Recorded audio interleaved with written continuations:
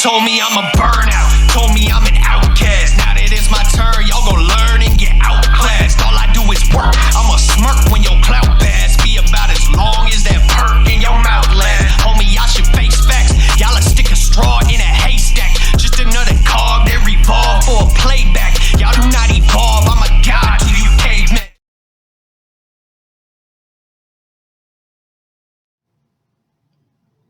This is Voluntary Visions. I'm Marcus Pulis. This week I'm doing another Forgotten Freedom Fighter.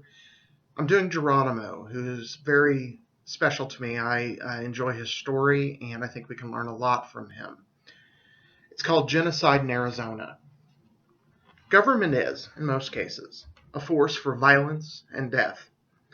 Those within the established order claim that those who oppose them are evil or just cause chaos. It is known that one of the worst examples of the destructive nature of government is its treatment of its Native American population. The image of the atrocities performed against my ancestors in the Cherokee Nation is contained in many history books. Everyone knows the story of forced migration of those people called the Trail of Tears. In movies and in pop culture, references to one tribe still is pictured as a vicious killer and enemies of the white man. That tribe is the Apache of the Southwest. The leader of that tribe just over 100 years ago was a man named Geronimo. My hope is that by the end of this article, you, like I have, will set aside the propaganda and realize that this man was not the savage you've been taught he was. Geronimo was a victim of the planned eradication of an entire people by both the Mexican and United States governments. It is time to bring his fight to a new century and learn from this forgotten freedom fighter. We should adopt his strength of character and cry out to the world that his tragedy will not happen to our families. The majority of the information in this post came from one source. That source is the autobiography of Geronimo. I feel that it is important that this story is started as the man who transcribed it, S.M. Barrett, started that book.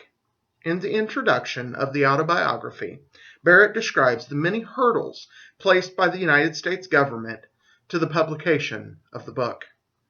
Initially, Barrett went to the commanding officers who were holding the Apache prisoners of war, including Geronimo, for permission to publish the story of his life. That's right, he was held as a prisoner of war in Oklahoma. The response to his request was a flat denial. The officer added that not only should Geronimo's story not be told, but that he should be killed. Let me be clear. At this time, the old Apache was 76 years old. Barrett was not deterred. He eventually got the go-ahead from President at the time, Theodore Roosevelt, to publish. This led to Geronimo dedicating the book to Roosevelt. Still, the president, being a statist, was not just going to let anything be published. He instructed that the manuscript first be approved by the Department of War.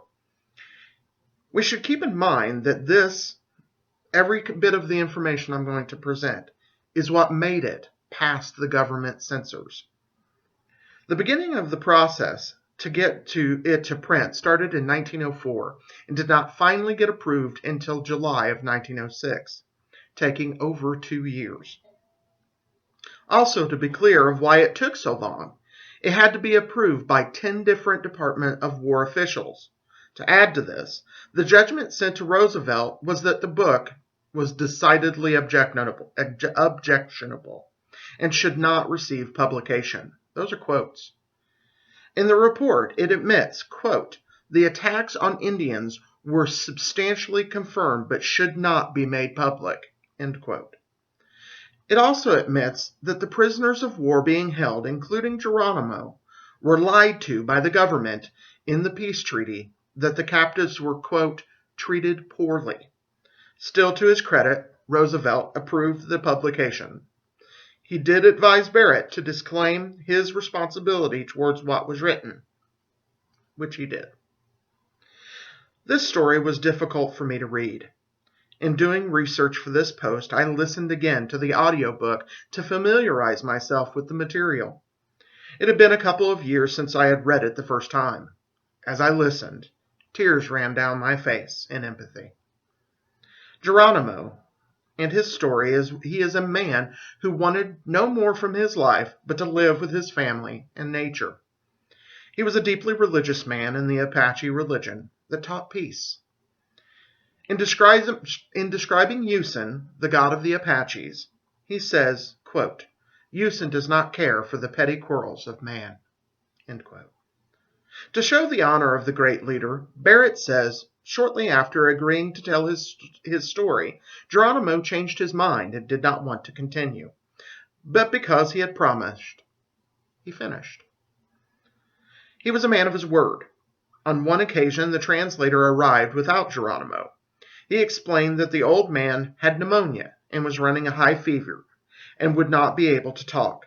Just then, the old warrior was seen riding in the snowstorm outside in the sub-zero weather at full speed on his horse. When he came inside, he informed them that he had promised to be there, and he keeps his promises. Seeing that he was in no condition to talk, after he had warmed himself by the fire, they relieved him of his obligation for that day and allowed him to return the 10 miles back to his house. His journey into history started very modestly. Though a chief, his father died of natural causes when Geronimo was just 17 years old. In his tribe at that age, he was a man. As a man, the responsibility of taking care of his mother fell to him. Besides this, he also was admitted into the Council of Warriors. Soon after this, he married. In the book, he describes the pains his new wife took to decorate their home. They were happy. This joy led to 3 young children. It is telling that Geronimo calls this part of his life, quote, the times of freedom. It was the summer of 1858, and the Badonkahe band of the Chiricahua tribe of the Apache were not only at peace with their neighboring tribes, but also with the neighboring government of Mexico. They had recently signed a peace treaty with the Mexicans. In this safe condition, Geronimo and many of his men went to trade. While they were away, the Mexican army attacked. When Geronimo and the other warriors returned home with provisions, the soldiers were still slaughtering the women and children of his village. They fought the invading army off. Geronimo's mother, wife, and 3 young children lay dead before him. Fearing the return of a larger force, they had to leave their dead behind and seek a safe place to hide and regroup. A vote was taken in the tribe, and it was decided that they would not go to war. They were severely outnumbered and desired peace. Even Geronimo, after the murder of his entire family, voted for peace. This man was now, in his words, quote, without a purpose. When it was safe, he returned to his village and burned both his and his mother's homes to the ground, including the beautiful decorations his wife had made. That day, he vowed vengeance on the Mexican government. When he returned to his tribe, they had gathered an army from many neighboring tribes to fight off the invading Mexican army, which had continued its advance into the tribe's land. The invaders had continued to kill Apache everywhere. This time they voted for war. Geronimo was named a leader of the effort because he had been wronged the most. Not only did he vow to lead, but he also vowed to be the one in front. He wanted to be the first Apache to shed Mexican blood. In all, the Apache had 3 divisions. Geronimo knew the land and also acted as a guide. When they found the Mexican army, Geronimo started with a war cry. The battle lasted 2 hours. On the part of the field where Geronimo fought, it came down to just 4 Apache standing in a sea of dead Mexicans. As they prepared to leave, more Mexican troops came over the ridge, killing the other 3 Apache. Geronimo continued to fight, and eventually he and the Apache were victorious. Geronimo was later named the war chief of all Apache. In the aftermath of the battle, he was able to identify the soldier who had killed his family along with the dead. Though he rejoiced in the avenging of their deaths, He said that he felt no less for their loss. He just wanted his family back. He wanted to look at his mother, hold his children, and love his wife. After this battle, most of the Apache were satisfied. Geronimo was not. He began raiding into Mexico. He won and lost many small battles. In his raids, he discovered that the Mexicans were taking women and children as slaves. This was barbaric to him. Apache did not kill non-combatants, but they did take prisoners. The men were never chained, but were watched over and made to work. As for the women and children, they were treated as members of the tribe. When he was asked about the supposed atrocities of the Apache, he said, quote, "The Apache received their education about so-called lawless raids from the Mexicans and the white men." He continued with, quote, "The example was set by your two Christian nations for the Apache," end quote. Geronimo attested that the Mexicans and white men repeatedly murdered women and children. This Barrett corroborated from multiple sources, both that the Apache did not perform these actions and that their enemies did. On the raid, Geronimo, sneaking close to the Mexican fort, heard the order given to the Mexican soldiers to kill every Apache man, woman, and child. Mexico, like so many other governments, officially ordered its soldiers to commit genocide. Mexico had the gall after this to call Geronimo the Red Devil. When the United States entered Apache territory, the Apache saw the U.S. as a possible ally in the fight against Mexico. After some time, the United States Army asked the Apache to try to make peace with Mexico. They agreed. And shortly after, a peace treaty was signed. Unknown to them, the United States began tracking the Apache. Geronimo said that he considered white men, quote, good men. He liked white people. However, he would come to despise their government. Once again, the Apache were at peace. After some time, skirmishes arose between the American soldiers and the bands of Apache. It was a practice of the Apache that when someone committed crimes, such as murder or rape, the convicted would be banished from the tribe. Sometimes, Geronimo said, these banished individuals would come together and attack both Apache and white men. He blamed these people for the attacks on the white men. To resolve the tension, the United States Army set up talks with the Apache leaders. Geronimo had gone back to farming, so he did not attend. When the Apache leaders arrived in good faith for the talks, they were led together to a large tent in the center of a field. When all of them were inside the tent, the American soldiers opened fire on them in an attempt to kill all of their leaders. To the detriment of the government, some of these highly skilled warriors escaped. Geronimo joined in the plans for revenge.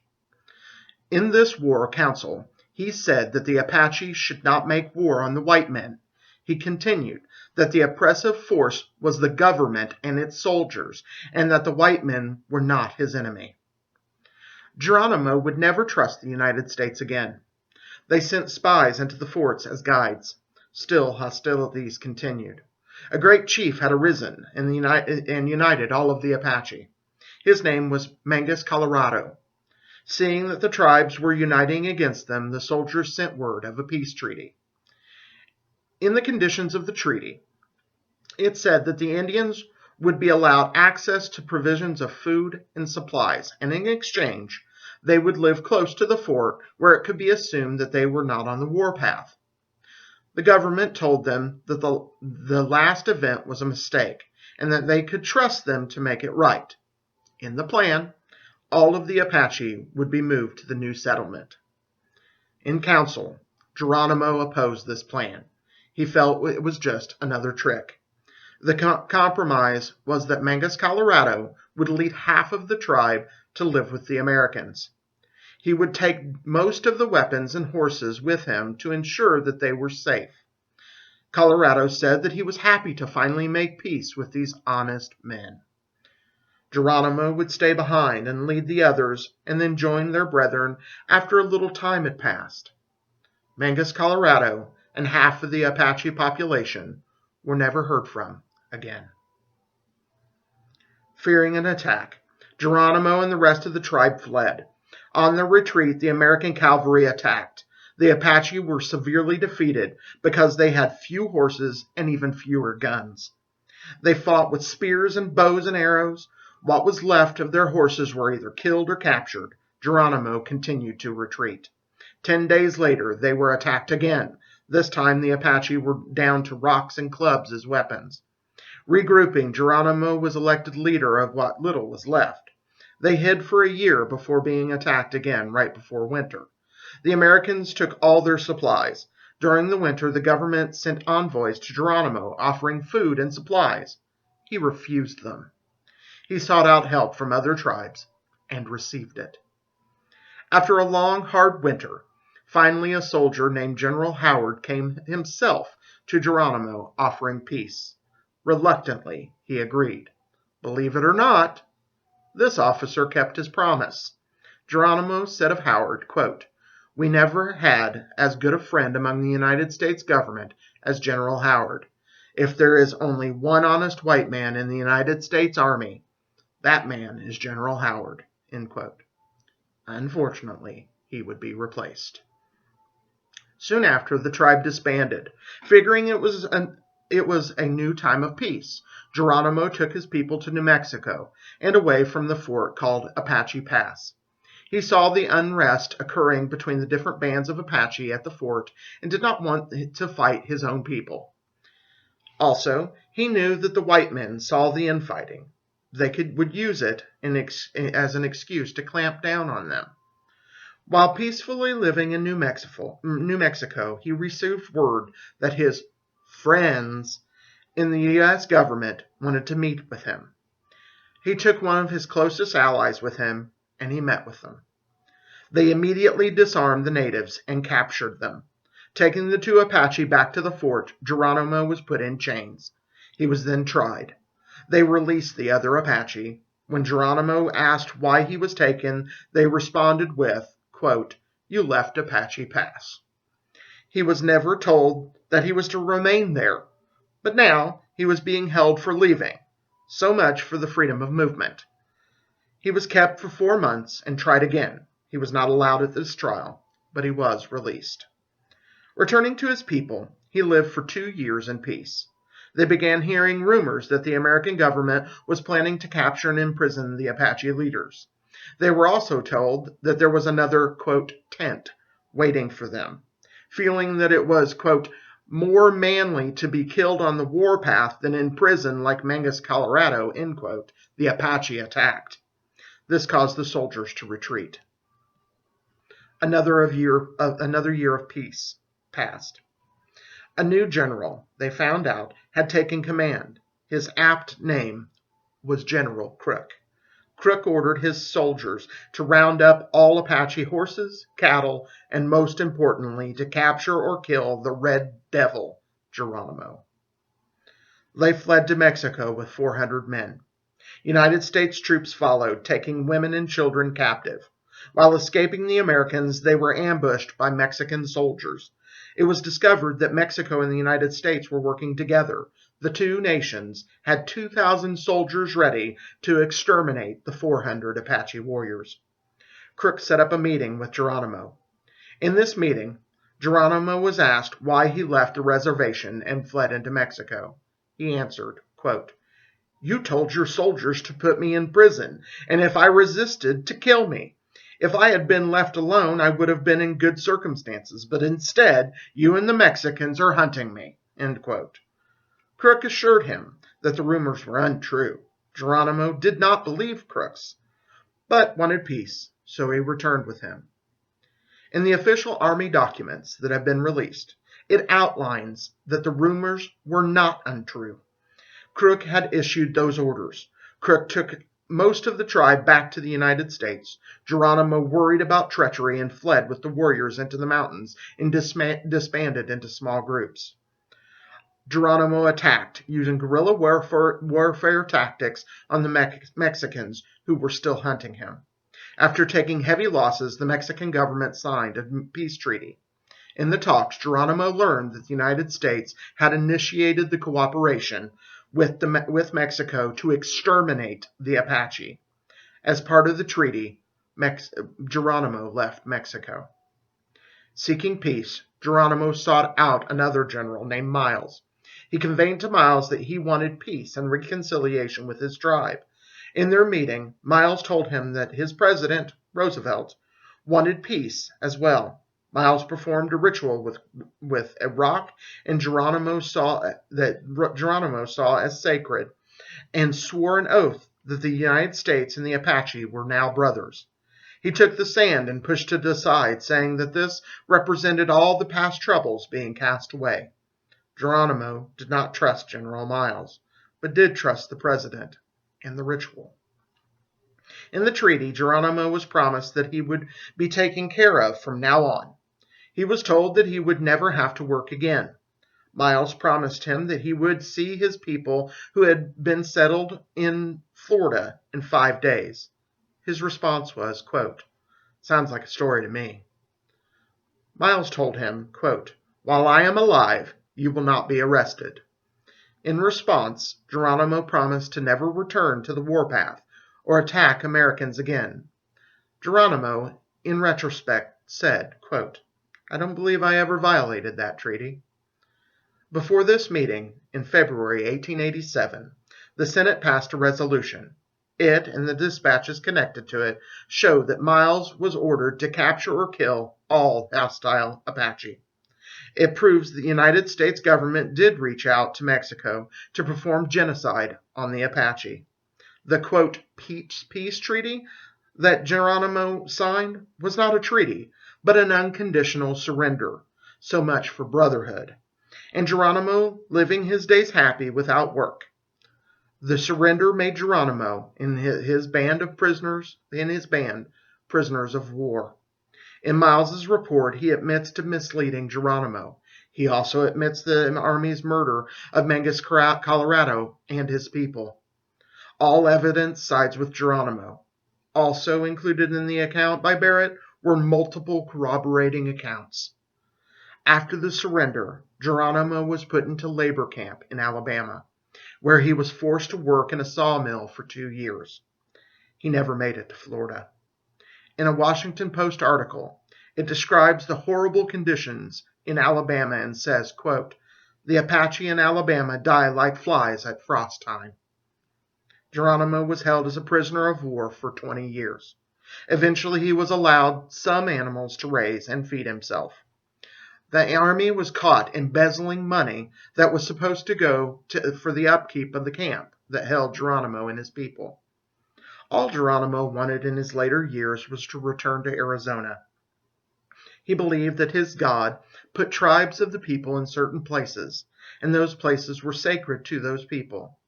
His home was not in Oklahoma. The government continued to fail to uphold their side of the agreement. He realized that he would die in bondage. The government paraded him around at the World's Fair.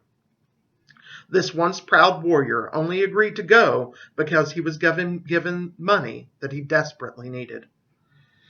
In the winter of 1909, while riding his horse back home, Geronimo was thrown to the ground. He was injured and had to lie outside in the cold weather all night. He would be found half dead, suffering from pneumonia. He soon died. On his deathbed, he confessed to his nephew that he regretted surrendering.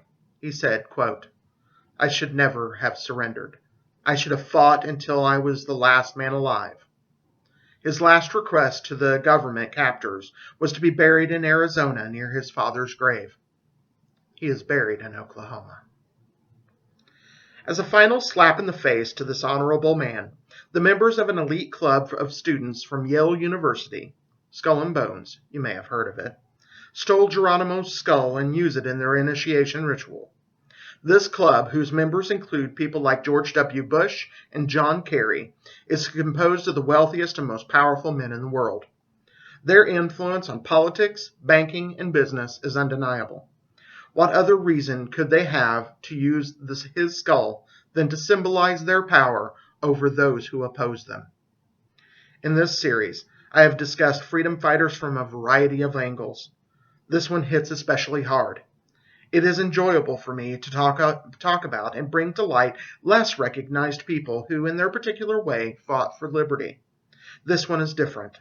With heroes like Thomas Young, they fought the good fight, and though they might have been pushed into the back room of history for one reason or another, they were victorious. Geronimo lost. He failed to set his people free. There are fewer than 200,000 Apache left. They are spread from northern Mexico through Arizona, New Mexico, Colorado, and parts of Texas. They are a broken people. It is important for those of us in the freedom movement to not only recognize when we win, but also when we lose. We can learn from Geronimo. He lost because his fight was kept from the public. The lies that the government spread about his people were not challenged. We must learn to stand in a peaceful way and defend ourselves from false allegations. The corruption in government must be exposed and used to sway public opinion using truth. The institutions of government must be shown to be exactly what they are, violent and unethical. Only then will the people of the world stand in one voice and raise the individual in their own personal ownership. Some, who always apologize for the offenses of government, will say that this was over 100 years ago. They will say that they made mistakes and those mistakes have been corrected. Really? This story reminds me of what is going on in Syria today. Mexico is the Syrian government, or Russian one. This country is still the one committing the war crimes. The United States is still building up an empire. It still invades, just like the U.S. conquered the land that belonged to the Apache. It is simply not in this country alone. It is in the Middle East, in countries like Syria, Iraq, and Afghanistan. This Apache story of lies, deceit, and tyranny plays itself out all over the globe. In Yemen, in Chechnya, in the Ukraine, in Haiti. How many tribal leaders has this government or any other government lied to, cheated, or stolen from today? This is what unethical people do. This story recalls the statements that Adam Kokesh and others have made about our foreign invasions. They rightly say that we are making enemies faster than we can kill them. Adam is also right when he says that the enemies of freedom are not to be found in far-off lands, but right here. And it is time for us to cause the violent monopoly of force and slavery to be driven from this world. It is time for all of humanity to push aside the chains of governance. I will not make the mistake that Geronimo made. I will not surrender. I will not sit down. Most importantly, I will not shut up. We will win this fight, and we will do it with peace and with truth and with love. In the name of Geronimo, consider this my oath.